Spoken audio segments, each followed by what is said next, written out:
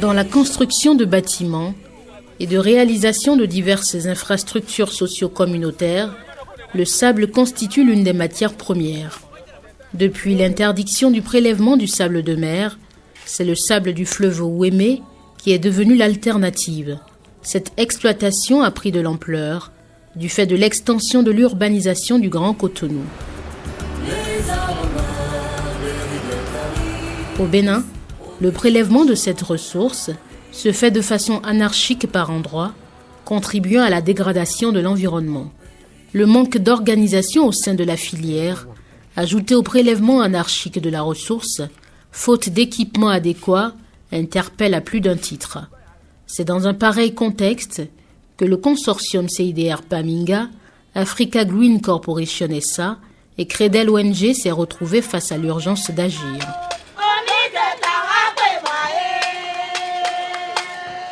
Dans le cadre de la mise en œuvre du projet opérationnalisation de la gestion intégrée des ressources en eau GIR par un système de paiement écosystémique PSE dans la basse et moyenne vallée de l'Ouémé, financé par l'ambassade du Royaume des Pays-Bas à travers le fonds acteur non étatique de Omi Delta, géré par la SNV, une étude a été commanditée. De façon globale, l'étude a révélé quand même que le fait que les gens exploitent périodiquement cette ressource minière, ça permet en réalité de creuser plus le fleuve, ce qui fait que l'eau a plus la chance de stagner dans le lit mineur que de déborder pour aller inonder les gens. La démarche mise en place dans le cadre de ce projet ne s'est pas écartée des autres enjeux liés à la gestion intégrée des ressources en eau. Nous nous sommes dit que lorsqu'ils enlèvent le sable du lit du fleuve, cela va faciliter l'encaissement du fleuve davantage et par conséquent,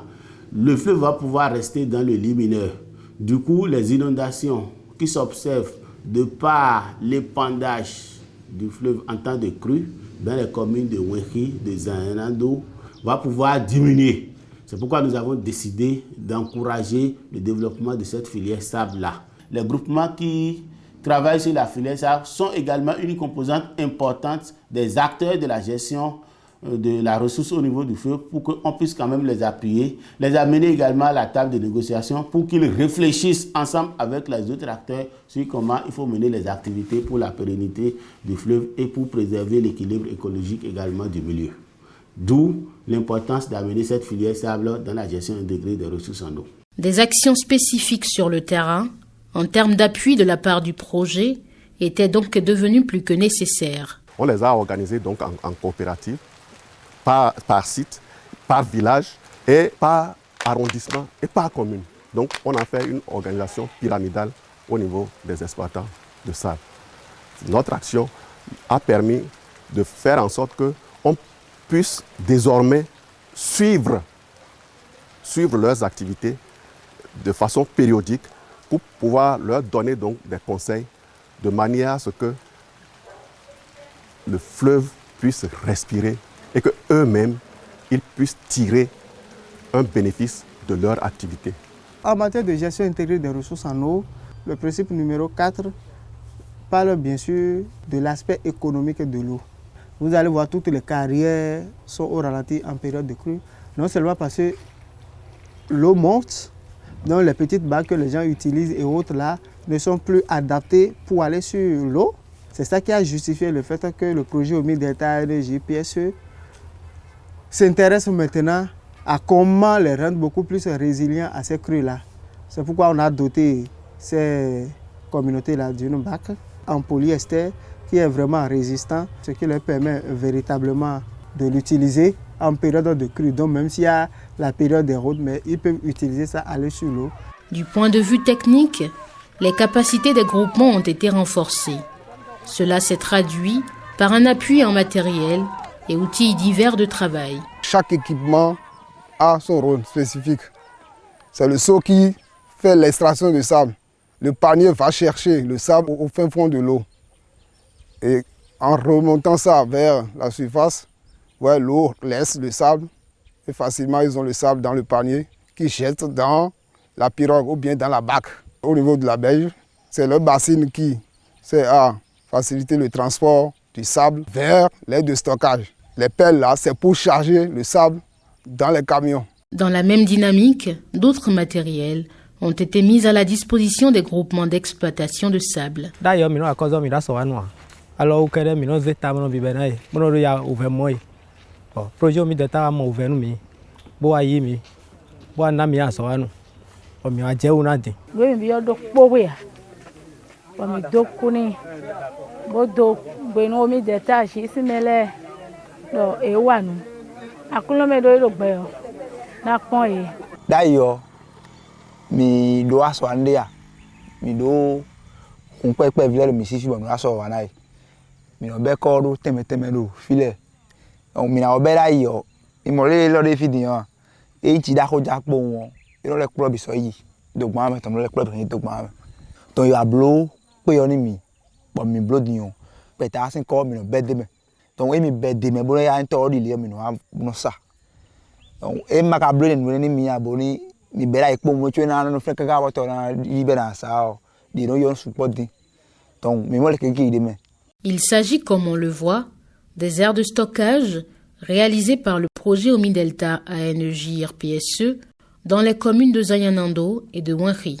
Ici, nous sommes dans le village de Koto. Le groupement qui est ici a pu bénéficier de 2 aires de stockage. Les 2 aires de stockage sont là dans le cadre du projet Omi-Delta ANEJ-RPSE. Lorsqu'il dépose les tas de sable sur la berge, en période de pluie, l'eau de ruissellement emporte le sable encore dans le lit du fleuve. 2 aires de stockage sont réalisées sur ce site, une carrière de sable fluvial. L'eau ne pourra plus emporter les tas de sable qui sont stockés dans l'aire de stockage. Ceci, c'est plus durable. Il n'y a pas que le groupement Sonayon de Roya, il y a d'autres groupements. Les actions du projet Omi-Delta ANEJ-RPSE ne sont pas limitées là. Elles ont pris aussi en compte le volet formalisation des groupements d'exploitation de sable en lien avec les textes réglementaires en vigueur. N'importe qui ne se lève pour dire que je veux prendre du sable et commencer par faire ces choses-là. Donc on les a formés sur la procédure pour avoir l'agrément. Ils connaissent la procédure, la démarche à faire, ils connaissent assurer. C'est ce qu'on a véritablement fait du point de vue organisationnel. Omi-Delta en tant que projet n'a pas vocation à leur donner une autorisation. Donc on ne peut que leur montrer le chemin et les appuyer à aller. Donc, on leur a fait comprendre que sur toute l'étendue du territoire national, nul ne peut mener une activité minière sans que l'administration ne l'en autorise. Donc, qu'il va falloir, après s'être organisé, s'adresser à l'administration pour que l'administration vienne voir si là où ils sont, si c'est conforme à la législation et leur activité, qu'on puisse donc les encadrer et que de façon officielle, on puisse leur dire, bon, vous êtes autorisés à mener cette activité.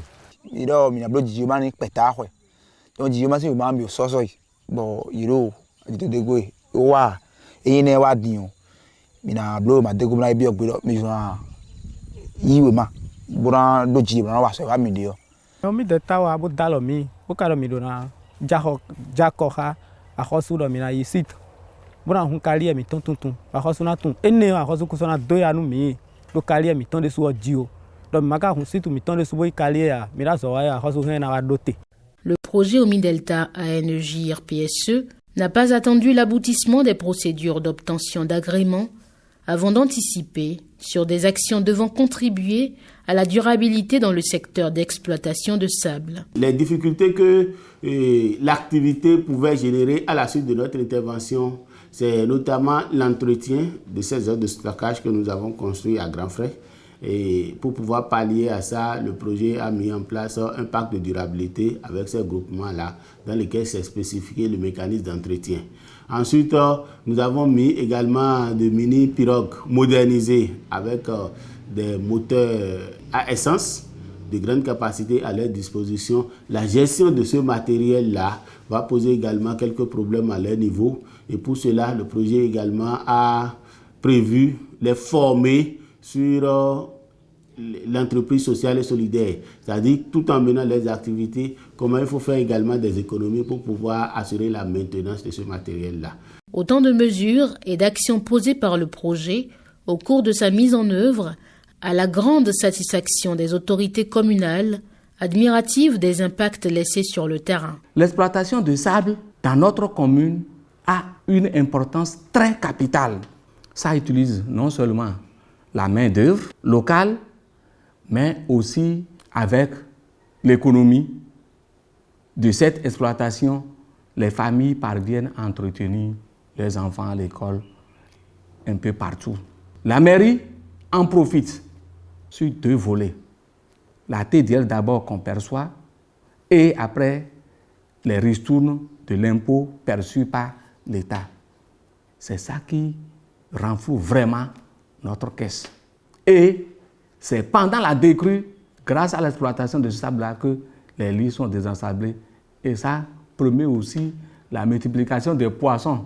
Parce que lorsque le lit est désensablé, l'eau stagne un peu et les poissons profitent pour se multiplier davantage. Donc ça a aussi d'importance dans le domaine de la pêche.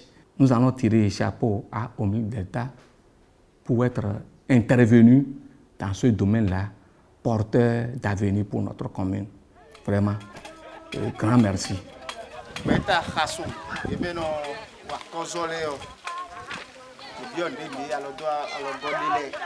En 3 ans d'implémentation, le projet Omi Delta ANEJR-PSE a fait œuvre utile dans le domaine d'exploitation de la filière sable, en lien avec la gestion intégrée des ressources en eau. La réalisation d'une étude de sable pouvant servir de référence pour la continuité de l'approfondissement de la connaissance de la filière, les incidences positives sur le débit du fleuve Ouémé, qui voit sa capacité de régulation augmenter, entraînant donc moins d'inondations, autant d'éléments à mettre en relief. Le renforcement des capacités organisationnelles et techniques des acteurs de la filière, avec à la clé moins de retours de sable dans le fleuve Ouémé, mérite également qu'on s'y attarde.